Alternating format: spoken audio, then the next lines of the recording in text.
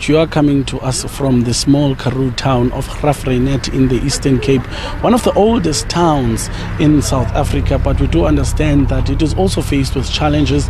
We understand that the drought has also taken its toll within this particular region. You'd remember that in 2018, the biggest supply dam to the region, which is the Ngweba Dam, was at 0% and it was literally empty and decommissioned. But as time went by, and due to the recent rainfalls as well, the dam is now at 60%, but various interventions such as borehole drilling also took place within this particular region, and we do understand that residents now will breathe further relief as the private sector also came to chip in here and intervene in the water challenges that this particular region is facing.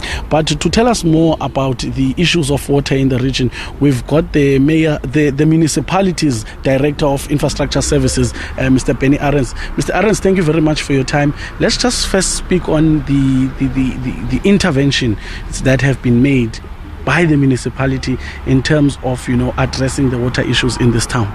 Yes, good day. Thank you very much. In terms of the water situation, we had various challenges of water supply. Some people, especially in the high-lying areas, did not have sufficient water. But the interventions that were made was through the Department of Water Affairs, this one of Kroonvale project, where we had about 9 bowls, that increased to 42 bowls. And that in itself, helped a lot. We basically supplied 2/3 of the town with water. There was still a shortfall of 2 megalitres per day. But with the recent rains and even the Kroonvale project, we're in a position now to meet the demand of water. The demand is 8 megalitres of water, and we can currently supply that. All households have access to water that are running through the tap, and we're very excited for that as well.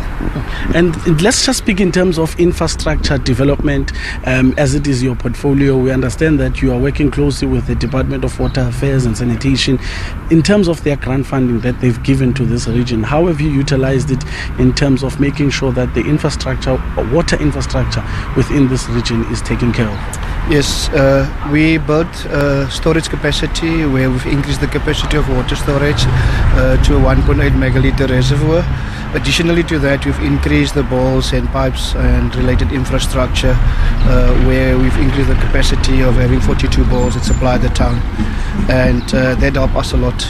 Otherwise, if it wasn't for that project, we would be in a lot of trouble in terms of water supply. And also we do understand that we are in a power crisis within the country, and what are some of the interventions that you've done in terms of, making sure that residents also do have, running water, although, we'd have the issue of load shedding in this region as well?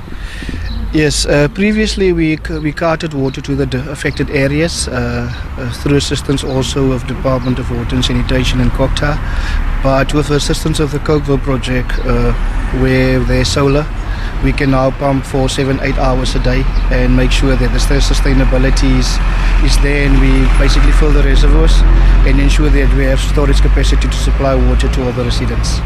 And also, just lastly, before I let you go, sir, we do understand that another problem is the issue of vandalism and theft of infrastructure. It's not only in Graaff-Reinet but all over. But how are you guys dealing with it, to ensure that your infrastructure is not vandalized to a point, or even stolen to a point whereby now there is no water at all? Yeah, we need the assistance of the community. It's something we cannot do on our own.